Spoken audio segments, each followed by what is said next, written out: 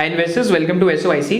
तो इस वीडियो को बनाने का पर्पस क्या है कि आपको ये समझ आए कि biggest secret for analysing banking या एनबीएफसी स्टॉक्स क्या है।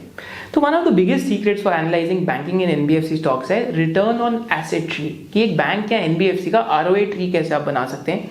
एज अ रिटेल इन्वेस्टर तभी आपको पता लगेगा कि रिटर्न ऑन एसेट या रिटर्न ऑन इक्विटी इस बैंक या एनबीएफसी का किस डायरेक्शन के अंदर मूव कर रहा है। एंड जो भी आपके पास बैंकिंग एंड एनबीएफसी स्टॉक्स हैं उसके बाद आप उन सारे भी एक्सरसाइज जरूर करके देखना। एंड देखो कमेंट सेक्शन में आप जरूर पोस्ट करना कि आपको क्या लगता है कि फ्यूचर एस्टिमेट्स में आपके अकॉर्डिंग उनका आरओए ज्यादा मूव कर रहे हैं या आरओए इंप्रूव होने वाला है या उनका वहां पे जो उनके मेट्रिक्स हैं खराब होने वाले हैं।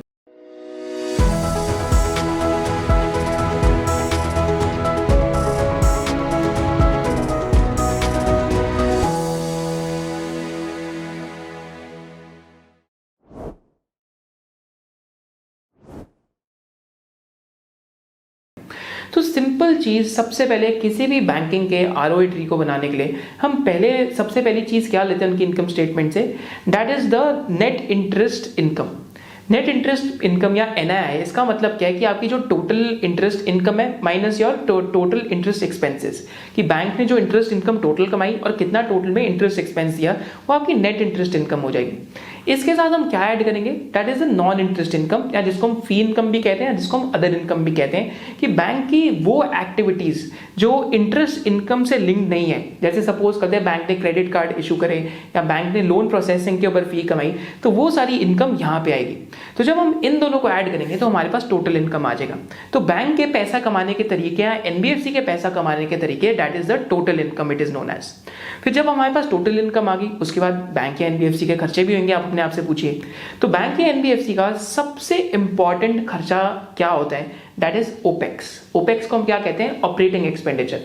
आपका ओपेक्स या ऑपरेटिंग एक्सपेंडिचर कहाँ कहाँ होता है। अगर आप बैंक वाले हैं और आप जाके कहीं पे न्यू ब्रांच लगाते हैं तो ब्रांच लगाने का आपका खर्चा आएगा। ब्रांच का अगर आप रेंट देते हैं तो खर्चा आएगा। अगर आपके पास एम्प्लॉइज हैं तो उनका भी खर्चा आएगा। अगर ब्रांच पे आप जो पावर कॉस्ट है, इलेक्ट्रिसिटी का भी बिल देते हैं तो उस पर खर्चा आएगा। अगर आप आईटी एक्सपेंडिचर कर रहे हैं तो उस पर भी खर्चा आएगा। तो उसको हम कहते हैं ओपेक्स। तो टोटल इनकम के बाद हमारे पास फर्स्ट लाइन आइटम क्या आती है एक्सपेंस में, दैट इज ओपेक्स। तो टोटल इनकम को जब आप ऑपरेटिंग एक्सपेंडिचर से माइनस करते हैं तो आपके पास एक चीज आएगी जिसको हम कहते हैं पीपॉप। पीपॉप का क्या मतलब है, pre provision operating profits. Pre provision operating profits क्या होते हैं, जैसे हम नॉर्मल मैन्युफैक्चरिंग बिजनेसेस को देखते हैं तो नॉर्मल मैन्युफैक्चरिंग बिजनेसेस में जिसको हम ईबिटा कहते हैं उसको मैं बैंक्स में टिपिकली पीपॉप कहता हूँ। पीपॉप में ऐसा क्यों बोलता हूँ, बेसिकली या तो अगर हम ईबिट कहते हैं तो उसको मैं पीपॉप यहाँ पे कहूंगा। पीपॉप में यहाँ पे ऐसे क्यों कह रहा हूँ, क्योंकि जो भी आपका ऑपरेटिंग एक्सपेंडिचर के बाद इनकम को हटाने के बाद जो आपके प्रॉफिट्स हैं वो पीपॉप का पार्ट है। अब यहाँ पे सब खत्म नहीं होता, अब यहाँ पे बैंक का सेकंड मेजर एक्सपेंडिचर आता है। तो यहाँ पे सेकंड मेजर एक्सपेंडिचर क्या है, दैट इज प्रोविजंस। जो आपके लोन्स खराब हुए या लोन लॉसेस या प्रोविजंस, वो यहाँ पे सेकंड मेजर खर्चा है, क्योंकि बैंक का एट द एंड बैंक का बिजनेस क्या है कि यहाँ से पैसे लेना एंड वहां पे पैसे देना। तो जब आप यहाँ से पैसे लेके वहां पे पैसे देंगे तो बीच में आपके कभी ना कभी पैसे खराब भी होंगे, आपकी एसेट क्वालिटी भी खराब होगी। तो उसके अगेंस्ट प्रोविजनिंग बनाना या फिर आपके कितने लोन लॉसेस हुए वो यहाँ पे सेकंड मेजर एक्सपेंडिचर आता है जो पी पॉप के नीचे आता है, इसको हम क्या कहते हैं, प्रोविजंस। तो यहाँ पे जो लोन लॉसेस एंड प्रोविजनिंग के बाद जब आप लोन लॉसेस और प्रोविजन को माइनस कर देंगे बैंक के पी पॉप में से तो आपके पास क्या आ जाएगा, प्रॉफिट बिफोर टैक्स। फिर प्रॉफिट बिफोर टैक्स में से आपको क्या माइनस करना है, टैक्स, एंड टैक्स माइनस करने के बाद आपके पास प्रॉफिट आफ्टर टैक्स आ जाएगा। तो यहाँ पे दो की चीजें हमने आज सीखी, ओपेक्स क्या होता है, पीपॉप क्या चीज है, and provisioning and loan losses क्या है। तो इस टाइम पे जो बैंकिंग के इन्वेस्टर हैं या एनबीएफसी के इन्वेस्टर हैं उनकी क्या बेट है कि एनबीएफसी और बैंकिंग कंपनीज का ओपेक्स घटेगा एंड एनबीएफसी और बैंकिंग कंपनीज के जो प्रोविजंस हैं या लोन लॉसेस हैं वो घट जाएंगे, क्योंकि लास्ट 2 इयर्स में बहुत ज्यादा एलिवेटेड है। तो ये तो हमने बैंक्स की जो इनकम स्टेटमेंट है और रिटर्न ऑन एसेट ट्री है वो समझा। अब ये आरओए और आरओई को कैसे मूव करता है, तो रिटर्न ऑन एसेट्स का सिंपल फॉर्मूला क्या है, net income to total assets, कि आपके कितने एसेट्स बैलेंस शीट पे डिप्लॉयड है एंड आपका कितना प्रॉफिट आफ्टर टैक्स है। तो अगर आरओए ट्री में अगर आपके ओपेक्स घट गया एंड साथ साथ अगर आपके लोन लॉसेस एंड प्रोविजन घट गए तो आप मेरे को कमेंट सेक्शन में बताइए कि आपका अगर प्रॉफिट आफ्टर टैक्स बढ़ता है तो क्या आपका आरओए ऊपर जाएगा या नीचे जाएगा। अगर आपका आरओए ऊपर जाता है तो अगर आप रिटर्न ऑन इक्विटी का डुपॉन्ट फॉर्मूला लगाते हैं तो return on equity is nothing but your return on asset into financial leverage. तो अगर किसी बैंक का रिटर्न ऑन एसेट सपोज करते हैं 2% है एंड उस बैंक का लेवरेज 7x का है, तो हम कह सकते हैं कि उस बैंक की जो रिटर्न ऑन इक्विटी है 14% के आसपास आएगी। तो सिंपली रिटर्न ऑन एसेट का यही है। एंड अगर हम इसको कंक्लूड करें तो जो आरओई ट्री है उसमें जो कॉस्ट लीवर्स मूव हो रहे हैं एंड जहां पे एक्सपेंसेस जा रहे हैं एंड जहां पे नेट इनकम जा रही है वो आपके आरओई को इफेक्ट करेगा, आरओई आपकी आरओई को इफेक्ट करेगी एंड एट दी एंड ये दोनों मिलकर बैंक की वैल्यूएशन को इफेक्ट करेंगे। यहाँ पे हम एग्जांपल देखते हैं बजाज फाइनेंस की इनकम स्टेटमेंट में से। एंड यहाँ पे अगर हम बजाज फाइनेंस का आरओई ट्री देखते हैं तो आपके सामने आपको दिखेगा कि एयूएम ग्रोथ बजाज फाइनेंस की लास्ट 15 ईयर्स में 37% है। जो इनकम फ्रॉम ऑपरेशंस है, जैसे हमने नेट इंटरेस्ट इनकम की बात करी जो आपको यहाँ पे दिख रहा है, तो नेट इंटरेस्ट इनकम के अंदर जो इनकी ग्रोथ रही है वो ऑलमोस्ट 35% की CAGR के आसपास की है। ओपेक्स अगर आप देखते हैं तो ओपेक्स 30% पे ग्रो करे, तो इसका मतलब operating leverage grow play out करिए क्योंकि नेट इंटरेस्ट इनकम 35% से ग्रो करिए। Loan losses and provision 31% per annum पे ग्रो करें over a period of time.